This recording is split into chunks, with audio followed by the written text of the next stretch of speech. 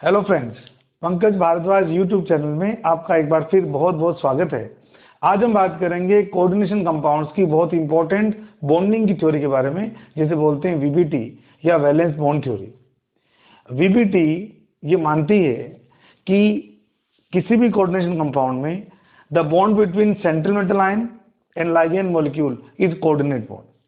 Central metal ion और ligand के बीच का जो बॉन्ड है वो कोऑर्डिनेट बॉन्ड होता है, जिसमें ligand act as electron pair donors and CMI central metal ion act as electron pair acceptor। आप जानते हैं कोऑर्डिनेट बॉन्ड में एक इलेक्ट्रॉन पेयर डोनर होता है, एक इलेक्ट्रॉन पेयर एक्सेप्टर होता है। तो जो लाइगैंड है वो तो इलेक्ट्रॉन पेयर डोनर है और जो सेंट्रल मेटल आयन है वो इलेक्ट्रॉन पेयर एक्सेप्टर है। Central metal ion provide vacant orbital in order to receive electron pair of ligand molecules। Central metal ion equal number में वैकेंट ऑर्बिटल अवेलेबल करवाता है ताकि हर वैकेंट ऑर्बिटल में ligand molecule का एक इलेक्ट्रॉन पेयर आ सके। कितने वैकेंट ऑर्बिटल अवेलेबल करवाएगा? जितना कॉम्प्लेक्स में सीएमआई का कोऑर्डिनेशन नंबर होगा। एग्जांपल के तौर पर जैसे मान लीजिए मुझे फेरो साइनाइड कॉम्प्लेक्स बनाना है FeCN6-4, तो आपको पता है इसमें 6 साइनाइड लगे हुए हैं और 6 साइनाइड मोनोडेंटेड लाइगैंड होते हैं। तो एक लाइगैंड के लिए अगर एक वैकेंट ऑर्बिटल चाहिए तो आयरन को इस कॉम्प्लेक्स को बनाने के लिए कितने 6 वैकेंट ऑर्बिटल अवेलेबल करवाने पड़ेंगे। ये वैकेंट ऑर्बिटल्स अपनी एनर्जी को रीअरेंज करके इक्वल नंबर में आइडेंटिकल नए ऑर्बिटल्स बनाते हैं। इन ऑर्बिटल्स को हाइब्रिड ऑर्बिटल्स कहा जाता है। अब यहाँ हाइब्रिडाइजेशन में और केमिकल बॉन्डिंग की हाइब्रिडाइजेशन में एक छोटा सा डिफरेंस है।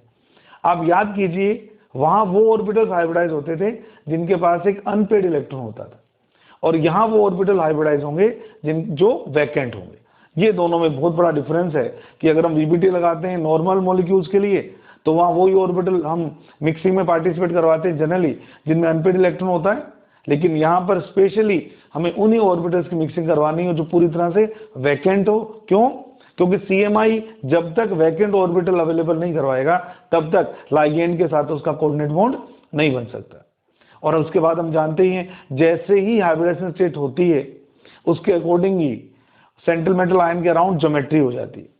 अगर हाइब्रिड ऑर्बिटल अपने आप को ऑक्टाहेड्रल ज्योमेट्री में अरेंज कर लेंगे तो क्वाइट नेचुरल है कि लाइगैंड को अगर इलेक्ट्रॉन पेयर देना है तो किस शेप से आना पड़ेगा? ऑक्टाहेड्रल शेप से आना पड़ेगा। तो ये इंपॉर्टेंट पोस्टुलेट्स हैं वीबीटी के। आइए एक एग्जांपल के थ्रू हम वीबीटी के सभी पोस्टुलेट्स को लगाते हैं और देखते हैं किस तरह से कॉम्प्लेक्स की ज्योमेट्री डिसाइड होती है, किस तरह से उसकी मैग्नेटिक प्रॉपर्टीज डिसाइड होती हैं, और सबसे इंपॉर्टेंट इसमें लाइगैंड का क्या रोल होता है। ये सारी चीजें हम एक एग्जाम्पल के थ्रू देखते हैं जो है पोटेशियम फेरोसाइनाइड। आइए एक एग्जाम्पल के थ्रू वीबीटी के पोस्टुलेट्स को अप्लाई करके देखते हैं। तो पहला एग्जाम्पल मैंने लिया है पोटेशियम फेरोसाइनाइड का K4FeCN6 का, और वीबीटी से इसकी बॉन्डिंग को एक्सप्लेन करने के लिए मेनली हमारे पास में 4 स्टेप हैं। इन स्टेप्स के अकॉर्डिंग हम इसकी बॉन्डिंग को, मैग्नेटिक नेचर को, हाइब्रिडाइजेशन को एक्सप्लेन करते हैं। सबसे पहले आपको इस कॉम्प्लेक्स में सेंट्रल मेटल आयन का ऑक्सीडेशन नंबर निकालना पड़ेगा। जैसे फॉर एग्जांपल इस कॉम्प्लेक्स में पोटेशियम का चार्ज कितना है? +1, तो 4 पोटेशियम का कितना हो गया? +4। Let the oxidation number of iron in this complex is X। 6 × -1, आप लोग जानते हैं साइनाइड का चार्ज कितना होता है? -1 इज इक्वल टू 0। तो जैसे मैं इसको कैलकुलेट करता हूं मुझे पता लगा इस कॉम्प्लेक्स में आयरन कौन से ऑक्सीडेशन नंबर में प्रेजेंट है? +2 में। तो पहले स्टेप में हमें सेंट्रल मेटल आयन का ऑक्सीडेशन नंबर निकाल लेना है, और बड़े आराम से आप ये निकाल सकते हैं अगर आपको लाइगैंड के चार्जेस याद हैं तो। सेकेंड स्टेप में इस ऑक्सीजन नंबर के अकॉर्डिंग मैं इस सीएमआई का इलेक्ट्रॉनिक कॉन्फ़िगरेशन लिखूंगा, और फिर मैं देखता हूं कि इसमें ऑर्बिटल्स की क्या कंडीशन बनती है। तो मैंने आयरन का 26 एटॉमिक नंबर है, नॉर्मली इलेक्ट्रॉनिक कॉन्फ़िगरेशन लिखा है आर्गन 3d6 4s2। अगर मुझे 2 इलेक्ट्रॉन निकालने हैं तो किस में से निकलते हैं? याद कीजिए, NS में से इलेक्ट्रॉन पहले निकलते हैं या N-1D में से? वेरी गुड, NS में से इलेक्ट्रॉन पहले निकलते हैं। तो अगर मैं 2 इलेक्ट्रॉन लूज करना चाहता हूं तो ये 4s के इलेक्ट्रॉन निकल गए, तो इसका +2 स्टेट का जो कॉन्फ़िगरेशन होगा वो होगा आर्गन 3d6, जिसकी ऑर्बिटल पिक्चर मैंने बनाई हुई है। अकॉर्डिंग टू हुंस रूल आप जानते हैं अगर D में 6 इलेक्ट्रॉन फिल करने हैं तो कैसे करेंगे? 1 2 3 4 5 एंड 6। यहां तक तो नॉर्मल इलेक्ट्रॉनिक कॉन्फ़िगरेशन में लिखा हुआ है। तो सेकंड स्टेप में आपको ऑक्सीजन नंबर के अकॉर्डिंग सेंटर मेटल आयन का इलेक्ट्रॉनिक कॉन्फ़िगरेशन लिखना है और उसकी ऑर्बिटल पिक्चर बनानी है। अब थर्ड सबसे इंपॉर्टेंट स्टेप आपको यहाँ काम में लेना है, आपको ये देखना है कि आपके कॉम्प्लेक्स में लाइगेंड कैसा है। लाइगेंड बेसिकली दो टाइप के होते हैं, एक को बोलते हैं स्ट्रॉन्ग लाइगेंड्स, एक को बोलते हैं वीक लाइगेंड्स। स्ट्रॉन्ग लाइगेंड्स में carbon monoxide CO, CN negative, ammonia वगैरह आते हैं, जबकि इसके अलावा जितने भी लाइगेंड्स हैं आपने उनको वीक लाइगेंड में कंसिडर करना है, जैसे कि हैलाइड आयंस आ गए, हाइड्रोक्साइड आयन हो गए, वाटर हो गया वगैरह वगैरह। अब आप कहेंगे सर लाइगेंड की नेचर का क्या फर्क पड़ता है? तो अगर लाइगेंड आपका स्ट्रॉन्ग है, यानी कि CO, CN नेगेटिव या अमोनिया में से कोई लाइगेंड है, तो क्या करेगा, वो इन इलेक्ट्रॉन्स को अगेंस्ट हुंड्स रूल पेयर कर देगा। Strong ligand pair causes pairing. Strong ligand क्या करते हैं, इलेक्ट्रॉन्स को पेयर कर देते हैं। जैसे मान लीजिए इस ऑर्बिटल में मेरे पास 6 इलेक्ट्रॉन थे टोटल, अगर मैं अगेंस्ट हुंड्स रूल जाकर इलेक्ट्रॉन्स को पेयर करता हूं, क्यों? क्योंकि यहां जो लाइगेंड लगा हुआ है वो कैसा है, स्ट्रॉन्ग लाइगेंड है। मैं बोल चुका हूं साइनाइड आ जाए, CO आ जाए या अमोनिया आ जाए, इस केस में आपने इलेक्ट्रॉन्स को पेयर करना है अगेंस्ट द हुंड्स रूल। तो क्या करूंगा मैं, अगर ये 6 इलेक्ट्रॉन को मैं पेयर कर दूंगा तो वो मिनिमम कितने ऑर्बिटल्स में आ जाएंगे, 3 ऑर्बिटल्स में आ जाएंगे। तो जैसे ही मैंने स्ट्रॉन्ग लाइगेंड होने के कारण इन इलेक्ट्रॉन्स को पेयर किया, तो आप देख लीजिए ब्लैक कलर से जो इलेक्ट्रॉन मैंने दिखा रखे हैं वो किसके हैं, CMI के। तो 2 2 2 ये 6 इलेक्ट्रॉन मैंने पेयर्ड फॉर्म में दिखा दिए। इसका मतलब ये हुआ कि अब फिलहाल, हालांकि मैंने यहाँ इलेक्ट्रॉन शो किए हुए हैं, फिलहाल ये 2 ऑर्बिटल्स, ये 1 ऑर्बिटल और ये 3 ऑर्बिटल्स क्या रहेंगे, वैकेंट रहेंगे। अब जैसे कि मैंने आपको बोला सेंट्रल मेटल आयन ने वैकेंट ऑर्बिटल अवेलेबल करवाने थे, कितने करवाने हैं, 6। तो अगर मैं फिलहाल इन इलेक्ट्रॉन्स को नहीं भी भरूं, ये लाइगेंड के इलेक्ट्रॉन शो किए मैंने, तो मेरे ऑर्बिटल पिक्चर में मुझे 6 वैकेंट ऑर्बिटल दिखाई दे रहे हैं, 1 2 3 4 5 6। अब ये 6 वैकेंट ऑर्बिटल आपस में अपनी एनर्जीज को रीएनर्जाइज करके, रीडिस्ट्रीब्यूट करके इक्वल नंबर में आइडेंटिकल नए ऑर्बिटल्स बनाएंगे, जिन्हें हम बोलेंगे हाइब्रिड ऑर्बिटल्स। तो आप देख पा रहे हैं ये जो 2 डी हैं, ये आपको याद रखना फिलहाल, ये एक D X square Y square होता है, एक डी जेड स्क्वायर होता है। ये कौन सा ऑर्बिटल है, 4s। ये कौन से ऑर्बिटल्स हैं, 4px 4py 4pz। तो यहां देख पा रहे हैं 3d X square Y square, 3d Z square, 4s 4px 4py 4pz।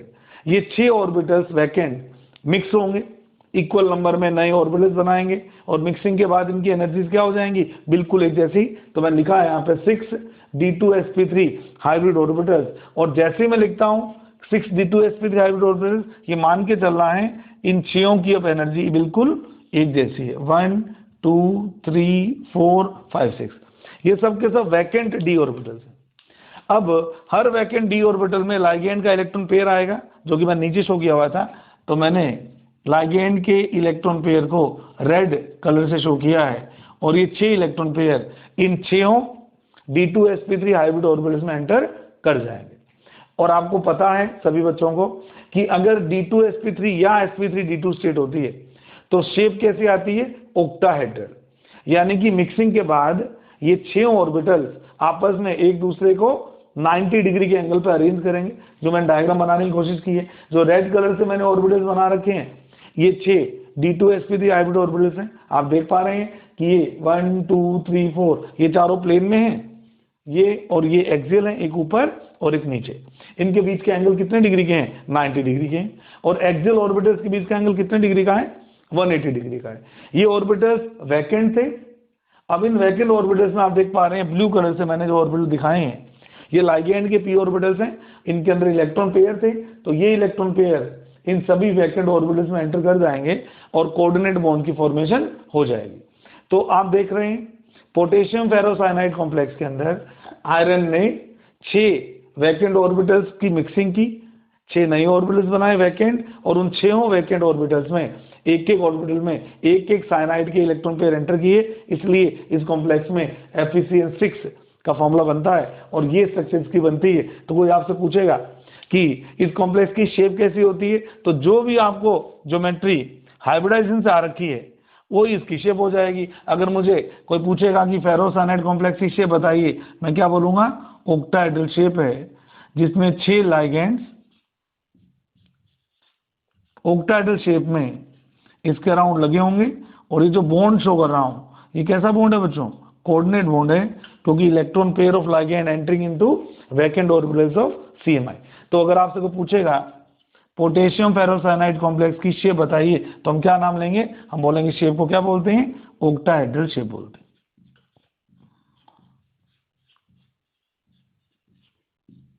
और कॉम्प्लेक्स को कैसे शो करेंगे, कॉम्प्लेक्स को हम -4 लगाकर इस तरह से इंडिकेट करेंगे।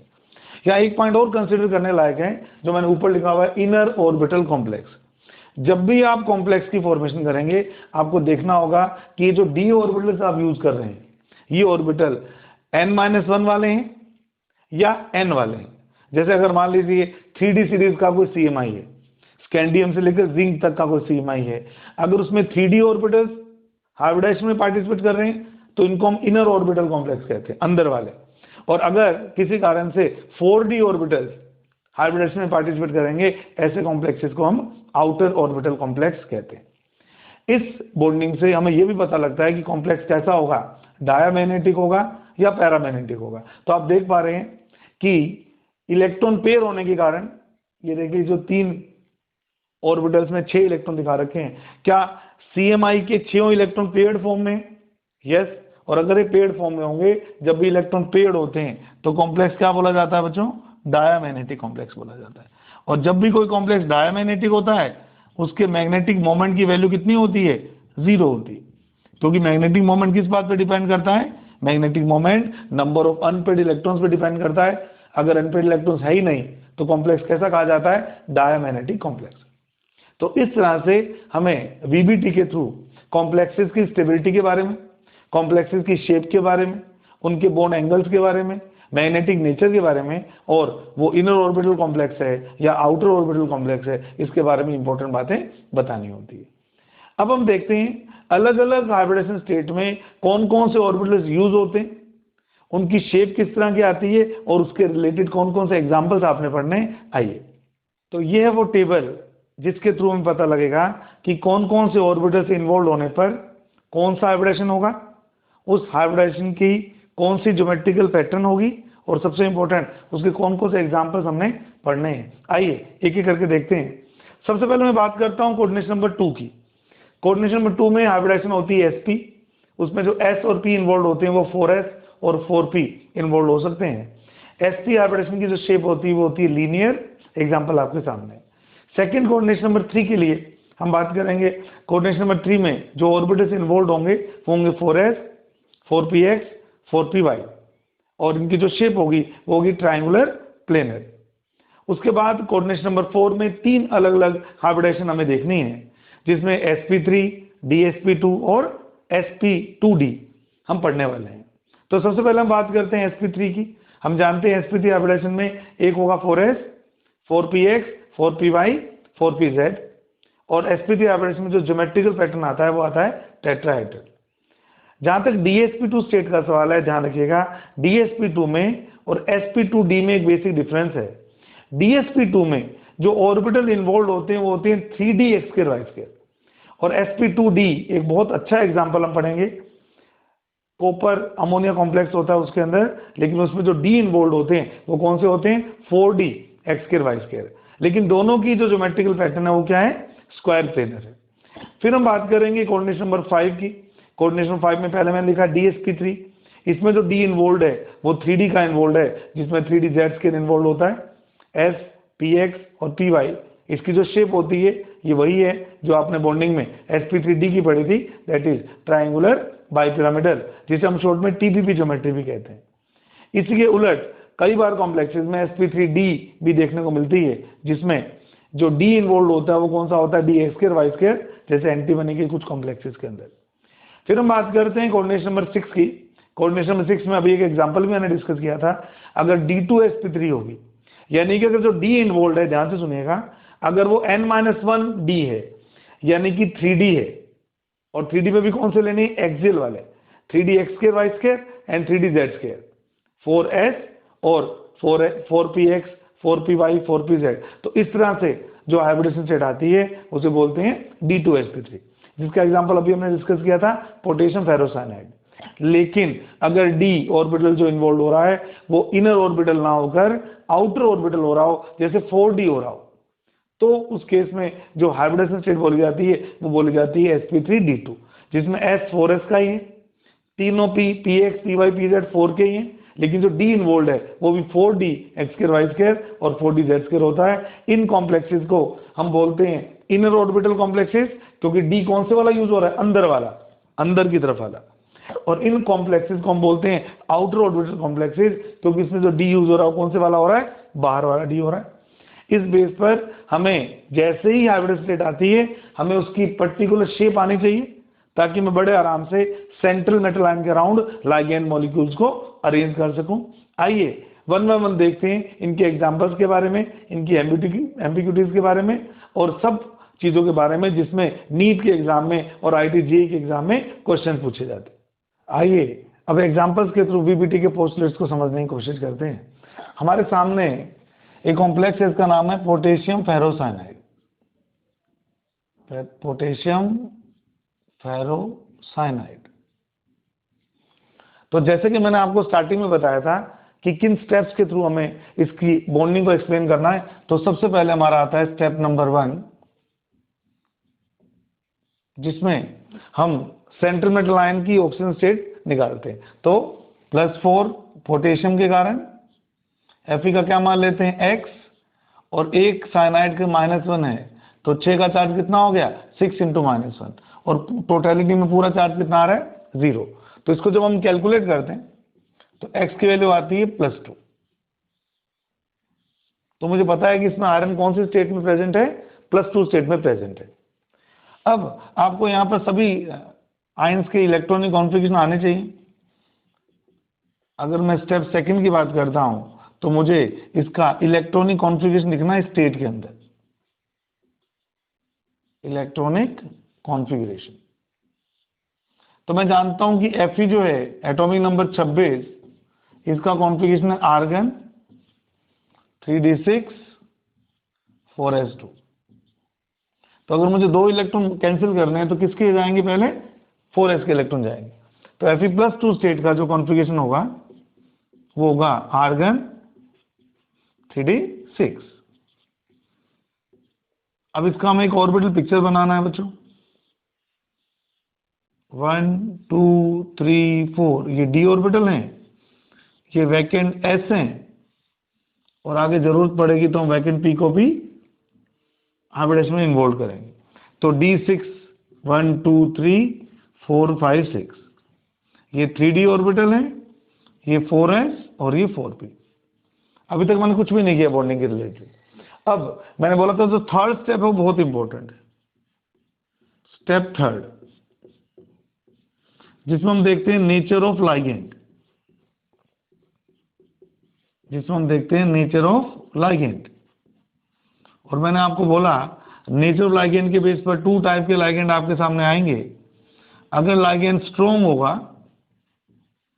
तो इलेक्ट्रॉन को आप पेयर करेंगे अगेंस्ट रूट, और अगर लाइगेंड बाई चांस वीक दिया हो तो फिर आपने एज इट इज उनको रखना है, मतलब उनकी पेयरिंग वगैरह नहीं करवानी।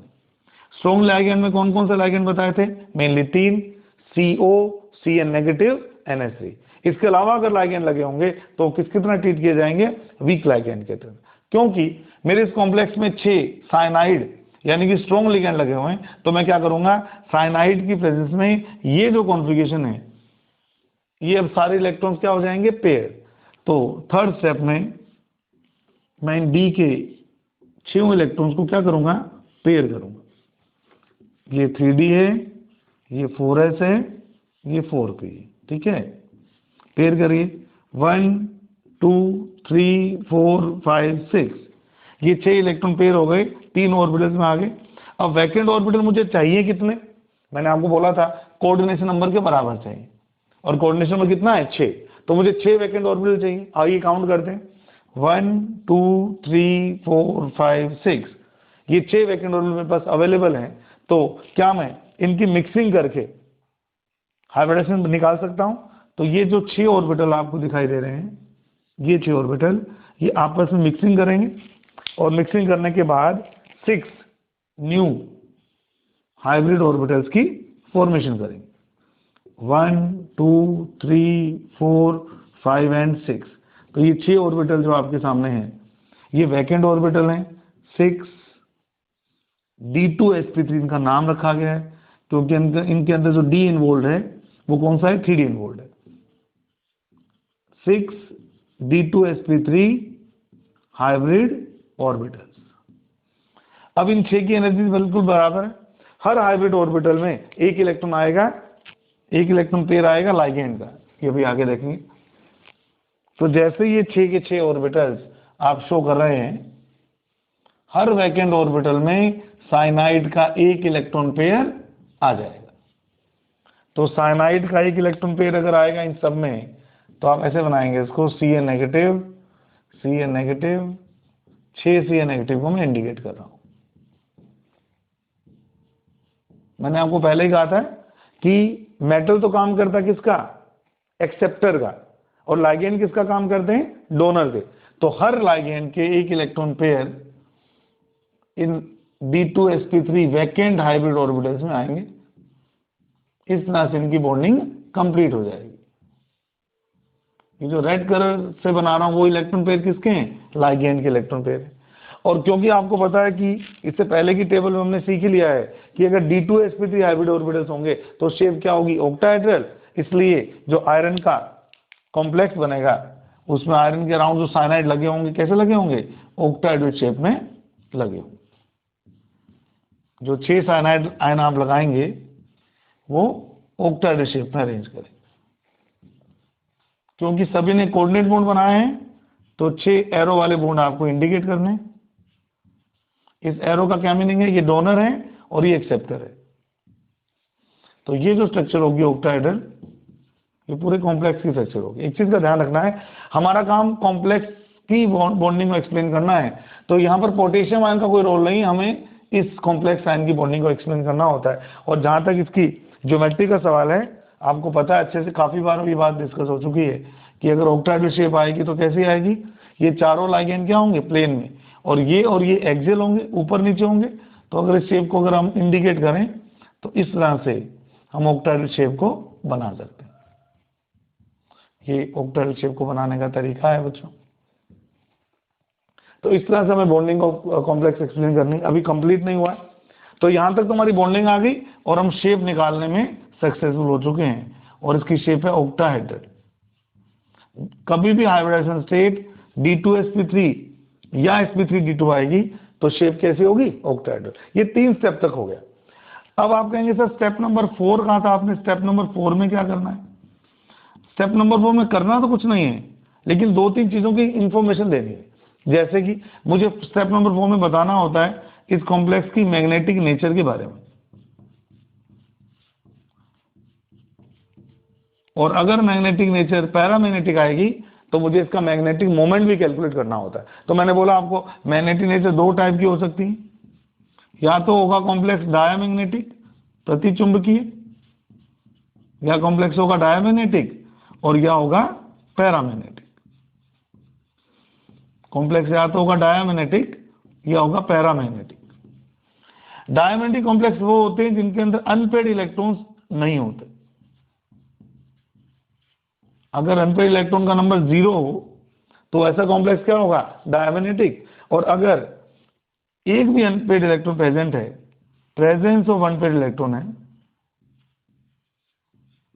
अगर प्रेजेंस ऑफ अनपेड इलेक्ट्रॉन है तो कॉम्प्लेक्स कैसा कहा जाता है, पैरामैग्नेटिक है। अब पैरामैग्नेटिक कॉम्प्लेक्स अगर आता है, देखो डायमैग्नेटिक कॉम्प्लेक्स होता है तो उसका मैग्नेटिक मोमेंट कितना होता है, 0, कोई दिक्कत नहीं। पर अगर पैरामैग्नेटिक कॉम्प्लेक्स आएगा तो आपको उसका मैग्नेटिक मोमेंट निकाल के देना पड़ेगा, जो दिया जाता है √n+2 फॉर्मूले से, जिसकी यूनिट होती है बोहर मैग्नेटोन Bm। तो अगर n, जिसको हम बोलते हैं number of unpaired electrons, number of unpaired electron जितने बढ़ते जाएंगे वैसे वैसे मैग्नेटिक मोमेंट की वैल्यू भी बढ़ती जाएगी। जहां तक इस कॉम्प्लेक्स का सवाल है, आप देख पा रहे हैं इसमें सारे के सारे जो D के इलेक्ट्रॉन है सब पेड हैं, यानी कि नंबर ऑफ अनपेड इलेक्ट्रॉन्स कितने हैं, 0, इसलिए ये कॉम्प्लेक्स होगा पर्टिकुलरली कैसा, डायमैग्नेटिक। तो ये फर्स्ट कॉम्प्लेक्स है पोटेशियम फेरोसाइनाइड का। मैं रिपीट कर रहा हूं चारों स्टेप्स। सबसे पहले आपको CMI की ऑक्सीजन नंबर निकालनी पड़ेगी। सेकंड स्टेप, आपको उस ऑक्सीजन नंबर के अकॉर्डिंग उसका इलेक्ट्रॉनिक कॉन्फ़िगरेशन लिखना पड़ेगा। थर्ड स्टेप में जो सबसे इंपॉर्टेंट है, आपको नेचर ऑफ लाइगेंड देखनी पड़ेगी। अगर लाइगेंड स्ट्रॉन्ग हुआ, यानी कि साइनाइड, CO या नाइट्रोजन कंटेनिंग लाइगेंड हुआ, तो उस केस में इलेक्ट्रॉन्स को पेयर करना है। और अगर इन तीनों में से कोई लाइगेंड नहीं है तो इलेक्ट्रॉन्स को एज इट इज रखना है। फिर हमें total number of vacant orbital लेने हैं, कितने, जितने की उस कोऑर्डिनेशन कंपाउंड में कोऑर्डिनेशन नंबर है 6। जैसे इस कॉम्प्लेक्स में मैंने 6 लिया, और उन 6 वैकेंट ऑर्बिटल को मिक्स करके जो हाइब्रिडेशन स्टेट आती है वो उसकी हाइब्रिडेशन हो गई, और उसके अकॉर्डिंग हमें उस कॉम्प्लेक्स की ज्योमेट्री निकालनी होती है। इस बात का ध्यान रखना हमें कि लाइगेंड स्ट्रॉन्ग होगा तो इलेक्ट्रॉन पेयरिंग करके वैकेंट ऑर्बिटल निकालेंगे, और अगर लाइगेंड वीक होगा तो एज इट इज इलेक्ट्रॉन्स को रखते हुए हम वैकेंट ऑर्बिटल्स को निकालेंगे। नॉर्मल मॉलिक्यूल्स की बॉन्डिंग में और कॉम्प्लेक्सेस की बॉन्डिंग में VBT में एक डिफरेंस है। जब हम नॉर्मल मॉलिक्यूल पढ़ते थे, मीथेन, अमोनिया वगैरह, उसमें हम उन ऑर्बिटल्स को हाइब्रिडाइज करते थे जिनमें अनपेड इलेक्ट्रॉन होता था। कॉम्प्लेक्सेस में जब हम VBT पढ़ते हैं तो उन ऑर्बिटल्स को हाइब्रिडाइज करते हैं जो वैकेंट होते हैं। इस बात का आप ध्यान रख लेना। और कितने वैकेंट ऑर्बिटल्स रखने हैं, जितने की कॉम्प्लेक्स में मेटल का कोऑर्डिनेशन नंबर दिया गया हो। ये तो बात होगी पोटेशियम फेरोसाइनाइड की। आइए सेकंड कॉम्प्लेक्स की बात करते हैं, दैट इज K3Fe(F6). अब हम बात करेंगे सेकंड कॉम्प्लेक्स की, K3Fe(F6). तो जो पॉइंट्स मैंने आपको बताए हैं आप उसको फॉलो करेंगे। सबसे पहले हम बात करते हैं स्टेप नंबर 1 की, जिसमें मैं क्या करूंगा, oxidation number of central metal ion निकालूंगा। चलिए निकालते हैं। पोटेशियम का चार्ज कितना है, +1 × 3 +3। Fe का चार्ज कितना मान लिया, x, और एक फ्लोरीन का अगर 6 है तो 6 फ्लोरीन का कितना हो गया, -6। तो टोटल चार्ज अगर 0 आता है तो यहां मुझे पता लगा कि आयरन कौन सी स्टेट में प्रेजेंट है, +3 स्टेट में प्रेजेंट है। सेकेंड स्टेप में हम क्या करेंगे, सेकेंड स्टेप में हम लिखेंगे इलेक्ट्रॉनिक कॉन्फ़िगरेशन। सेकेंड स्टेप में हम क्या करेंगे, Fe का +3 स्टेट का कॉन्फ़िगरेशन लिखेंगे। पर उसके पहले हमें Fe का नॉर्मल कॉन्फ़िगरेशन लिखना चाहिए।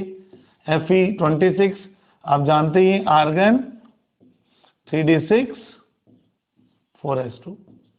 अब अगर मुझे 3 इलेक्ट्रॉन्स निकालने हैं तो स्टार्टिंग के 2 इलेक्ट्रॉन कहां से निकलते हैं, NH से। पर अभी एक और इलेक्ट्रॉन निकालना है तो वो एक और इलेक्ट्रॉन जो निकलेगा वो कहां से निकलेगा, D6 में से। तो अगर मुझे Fe+3 का इलेक्ट्रॉनिक कॉन्फ़िगरेशन लिखना है तो होगा argon 3d5 4s0। 2 electron S में से निकल गए, 1 इलेक्ट्रॉन D में से निकल गया। और उसके बाद हम इसका ऑर्बिटल पिक्चर भी बनाते हैं, आपको बताइए। तो अगर मैं इसका ऑर्बिटल पिक्चर बनाता हूं, 1 2 3 4 5 ये D है, 4s एंड 4p। अब D5 में 1 2 3 4 5 ये इलेक्ट्रॉनिक कॉन्फ़िगरेशन है। थर्ड स्टेप में मैंने बोला आपको नेचर ऑफ लाइगेंड देखनी है। ये सबसे इंपॉर्टेंट स्टेप होता है कि लाइगेंड अगर वीक होगा तो इलेक्ट्रॉन एज इट इज रहेंगे, और लाइगेंड अगर स्ट्रॉन्ग होगा तो इलेक्ट्रॉन की क्या हो जाएगी, पेयरिंग। तो अगर मैं देखूं कि मैंने फ्लोराइड लाइगेंड को क्या बोला था, वीक लाइगेंड। स्ट्रॉन्ग में आपने 3 ही काउंट करने हैं, CO, Cn- और अमोनिया। इसके अलावा सारे लाइगेंड क्या मानने हैं, वीक। तो अगर वीक लाइगेंड होगा तो इलेक्ट्रॉन की पेयरिंग नहीं कर सकता। अब अगर इलेक्ट्रॉन की पेयरिंग नहीं कर सकता तो जो टोटल मुझे 6 वैकेंट ऑर्बिटल लेने हैं, अब उन वैकेंट ऑर्बिटल को मैं लेने के लिए 3D में तो जा नहीं सकता। 1 2 3 4 5 ये 3D ऑर्बिटल हैं, इनमें तो कोई भी वैकेंट ऑर्बिटल नहीं है। अब मुझे 6 गिनने के लिए कहां जाना पड़ेगा, आगे। और जब मैं आगे जाऊंगा तो ये तो 4 ही है, क्या मुझे 4D को भी इन्वॉल्व करना पड़ेगा। 1 2 3 4 ये 3D हैं, ये 4s हैं, ये 4p हैं, और ये 4d। अगर मैं इनको इन्वॉल्व करता हूं तो क्या होगा, काउंट कर लेते हैं। मुझे 6 बॉन्ड बनाने हैं, 6 वैकेंट चाहिए, 1 2 3 4 5 6। इस बार मिक्सिंग में जो ऑर्बिटल आ रहे हैं वो 3D के ना आकर किसके आ रहे हैं, 4D के आ रहे हैं, sp3d2। तो ये 6 sp3d2 हाइब्रिड ऑर्बिटल्स बन जाएंगे।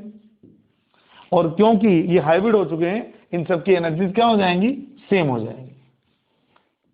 पिछली बार जो डी ऑर्बिटल इन्वॉल्व हो रहे थे आपको पता है वो कौन से डी ऑर्बिटल थे, 3D के थे, यानी कि इनर डी ऑर्बिटल थे। इस बार जो डी ऑर्बिटल यूज हो रहे हैं वो आउटर डी ऑर्बिटल हैं, इसलिए ये जो कॉम्प्लेक्स बनेगा इसका नाम रखा जाएगा आउटर ऑर्बिटल कॉम्प्लेक्स। तो ये आपके 6sp3d2 हाइब्रिड ऑर्बिटल्स मैंने शो किए। अब लाइगेंड हर फ्लोराइड आयन अपने इलेक्ट्रॉन पेयर को इन वैकेंट ऑर्बिटल में भेज देगा। एक electron pair, second electron pair, third electron pair, fourth electron pair, fifth electron pair and sixth electron pair. तो जो भी sp3d2 स्टेट होगी उसकी शेप मैंने पहले ही बोल रखा आपको कैसी आएगी, अगेन ऑक्टाहेड्रल। तो क्या मैं ऐसे बोलूंगा कि Fe के अराउंड जो 6f लगे होंगे वो पिछली बार की तरह किस शेप में लगे होंगे, ऑक्टाहेड्रल शेप में ही लगे होंगे। और पर फ्लोराइड एक कोऑर्डिनेट बॉन्ड बनाना है तो टोटल 6 कोऑर्डिनेट बॉन्ड आपको दिखाई दे रहे हैं इस कॉम्प्लेक्स में, क्योंकि नेट चार्ज पोटेशियम घटा के कितना आएगा, -3, इसलिए इसको मैं यहाँ इंडिकेट कर रहा हूँ। और शेप जैसे कि मैं पिछली बार बोल रहा था, शेप कैसी होगी, ऑक्टाहेड्रल, जिसमें 4 फ्लोराइड प्लेन में होंगे और 2 फ्लोराइड एक अबव द प्लेन एक बिलो द प्लेन होगा। तो ये आपकी शेप पिछली बार की तरह क्या आई, ऑक्टाहेड्रल शेप है। अभी एक स्टेप और बाकी है, जैसे कि मैंने बोला था आपको स्टेप नंबर 4 में मैं मैग्नेटिक नेचर के बारे में बताता हूँ। एक तो आप ये भी बता सकते हैं कि ये कॉम्प्लेक्स कैसा है, आउटर ऑर्बिटल कॉम्प्लेक्स।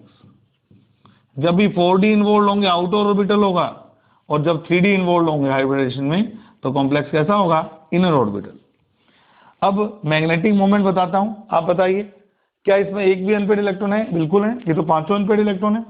और जब भी किसी सिस्टम में अनपेड इलेक्ट्रॉन होंगे वो कैसा होगा कॉम्प्लेक्स, वो होगा आपका पैरामैग्नेटिक कॉम्प्लेक्स। कैसा होगा, पैरामैग्नेटिक।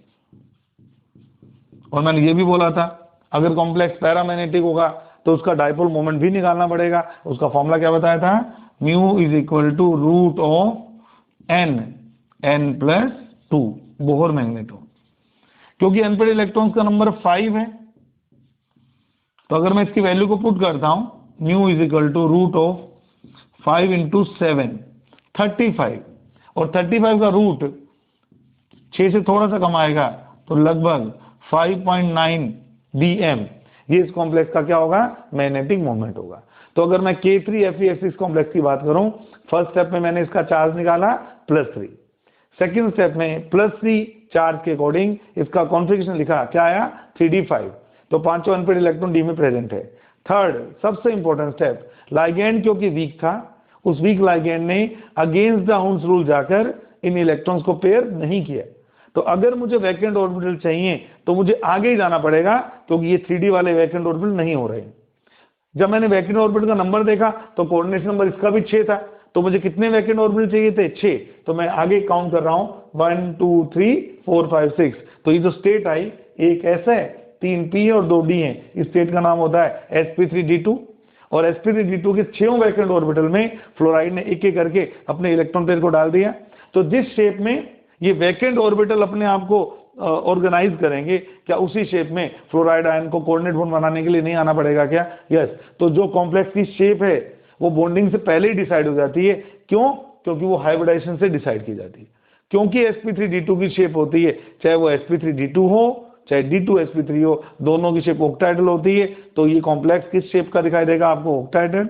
और लास्ट स्टेप में मैं 2 चीज लिखूंगा, कॉम्प्लेक्स आउटर ऑर्बिटल है या इनर ऑर्बिटल है। पिछला कॉम्प्लेक्स मैंने लिखना भूल गया, उसमें क्या था, साइनाइड के कारण जो डी यूज हो रहे थे, कौन से हो रहे थे, 3D, इसलिए उसका क्या नाम रखा जाएगा, इनर ऑर्बिटल कॉम्प्लेक्स।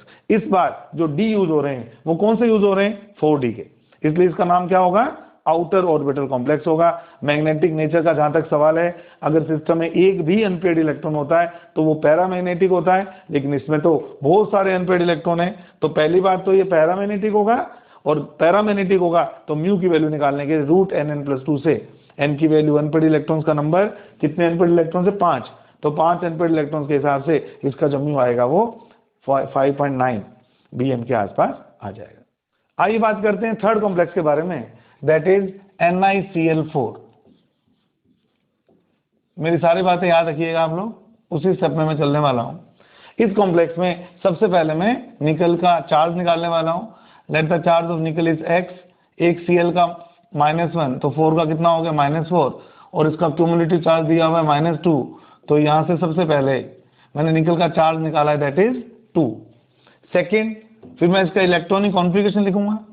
निकल का एटॉमिक नंबर होता है 28, इसका कॉन्फ़िगरेशन होता है आर्गन 3d8 4s2। क्योंकि मेरे कॉम्प्लेक्स में चार्ज है +2, तो 2 इलेक्ट्रॉन निकालने के बाद में निकल आयन का जो कॉन्फ़िगरेशन होगा वो होगा आर्गन 3d8। इसका ऑर्बिटल पिक्चर बनाएंगे हम लोग। 3d8 1 2 3 4 5, d के 5 orbitals, then s, then p। 1 2 3 4 5 6 7 8 electron fill करने आपको आते ही, आप वो प्रिंसिपल से, एम्पेरेचर रूल से, हुंस रूल से, तो 3d8 8 इलेक्ट्रॉन आपने फिल कर रखे हैं। अब तीसरा पॉइंट मैंने क्या बताया था, बताइए आपको क्या देखना है, नेचर ऑफ लाइगेंड। आपको क्या देखना है, नेचर ऑफ लाइगेंड। लाइगेंड कैसा है, वीक है।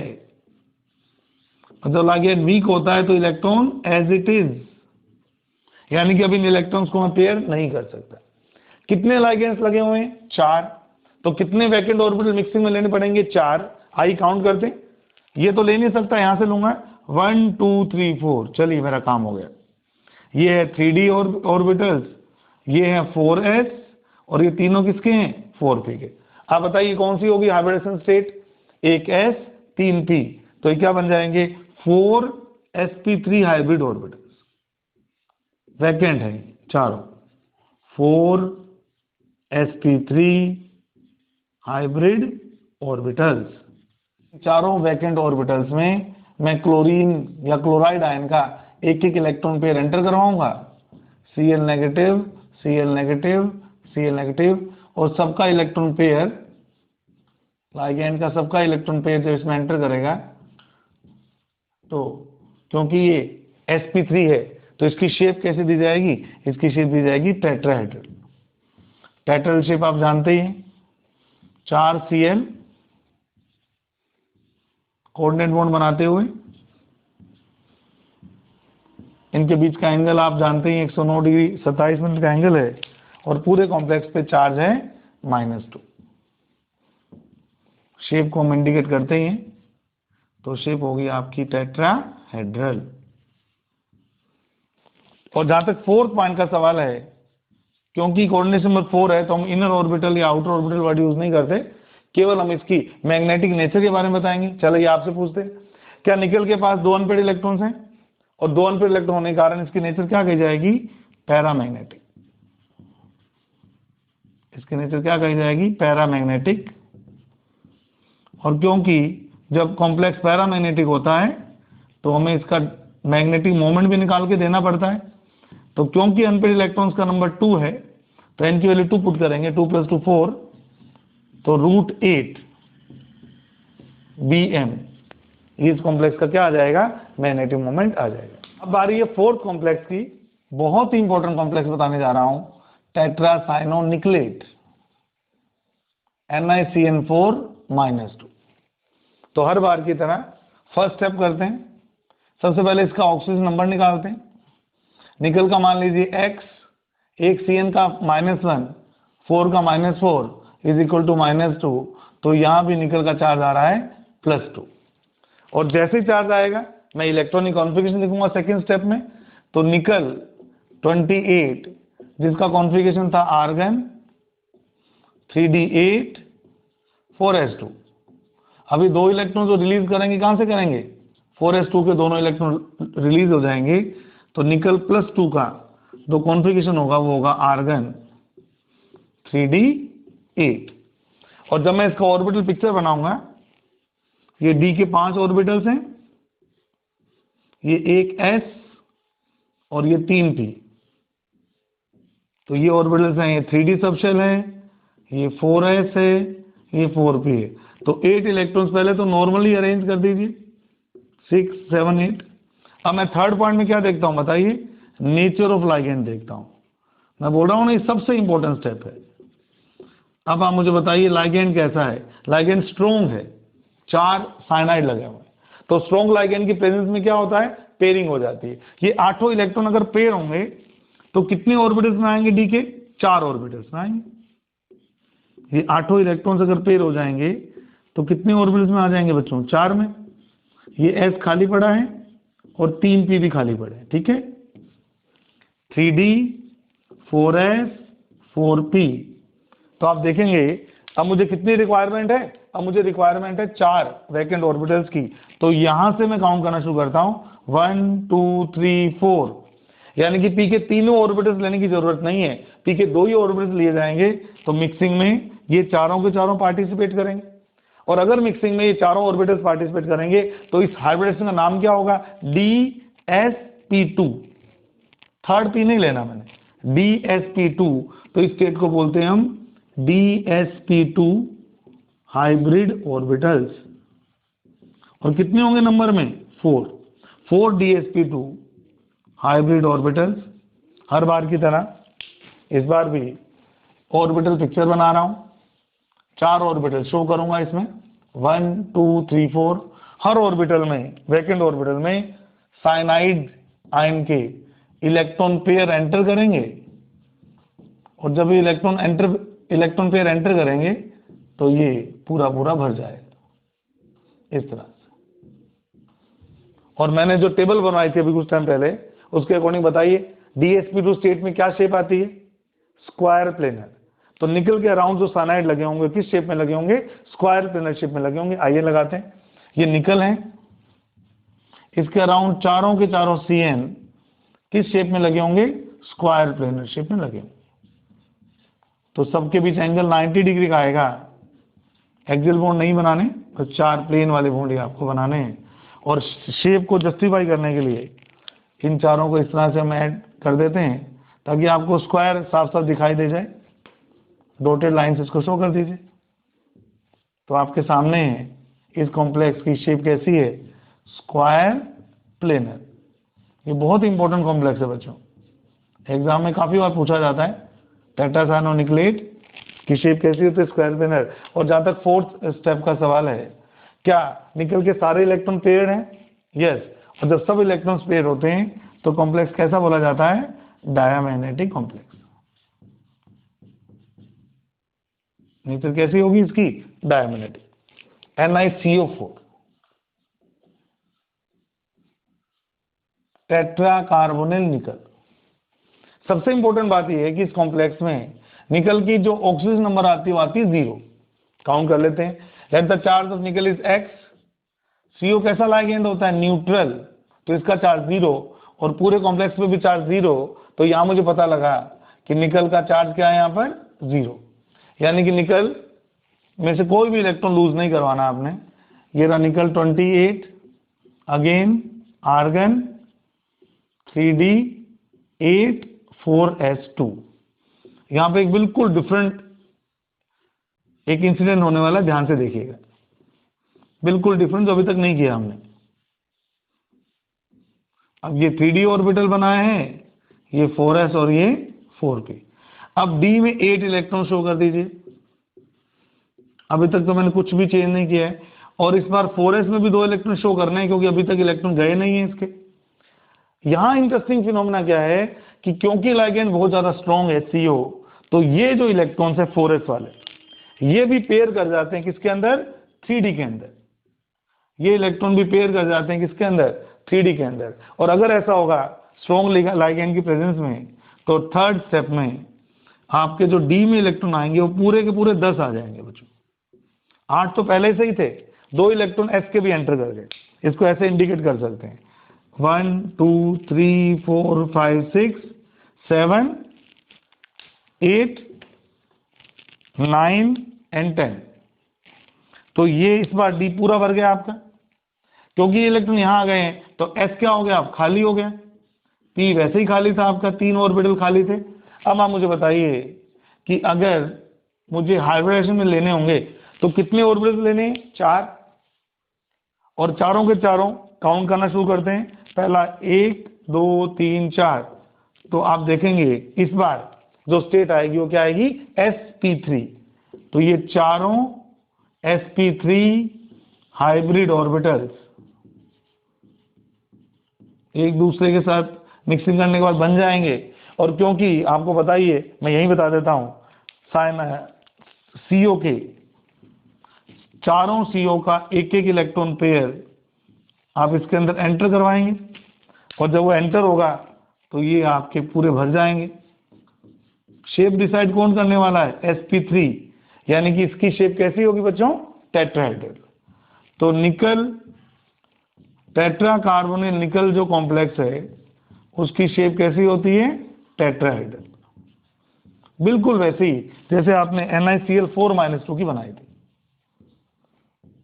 लेकिन एक छोटा सा डिफरेंस है, वो जो कॉम्प्लेक्स था वो कॉम्प्लेक्स था पैरामैग्नेटिक, क्योंकि Cl कैसे लाइगेंड होते हैं, वीक। इस बार क्या है, CO लाइगेंड है, और CO लाइगेंड कैसा होता है, स्ट्रॉन्ग। तो क्योंकि इसके अंदर एक भी अनपेयर्ड इलेक्ट्रॉन नहीं है तो कॉम्प्लेक्स कैसा होगा बच्चों, पहली बात तो शेप लिख देते हैं, शेप होगी टेट्राहेड्रल, शेप होगी टेट्राहेड्रल, और कॉम्प्लेक्स कैसा होगा, कॉम्प्लेक्स होगा डायामैग्नेटिक,